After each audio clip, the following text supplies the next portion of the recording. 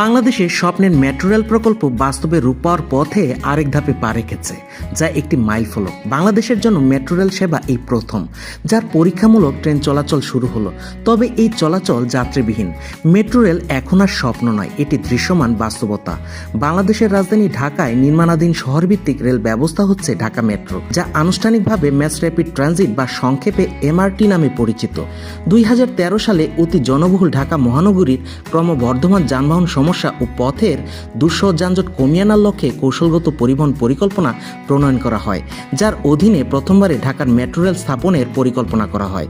পরবর্তীতে 2016 সালে প্রণীত সংশোধিত কৌশলগত পরিবহন পরিকল্পনা অনুসারে ঢাকায় নির্মিতব্য মেট্রো রেলের লাইনের সংখ্যা 3টি থেকে বাড়িয়ে 5টি করা হয়।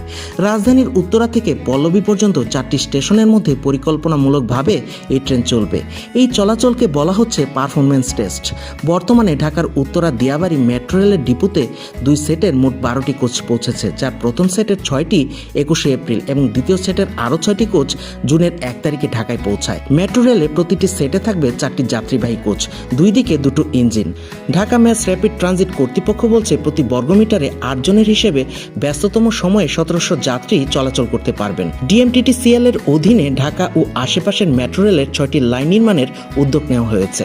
উত্তরায় অবস্থিত ডিপোতে সড়ক পরিবহন ও সেতুমন্ত্রী জনাব ওবায়দুল কাদের সবুজ পতাকা উড়িয়ে মেট্রো রেলের পরীক্ষামূলক এই ঐতিহাসিক চলাচলের ঘটনার পর রাজধানীবাসীর মেট্রো রেলে চড়া এখন শুধু সময়ের ব্যাপার মাত্র।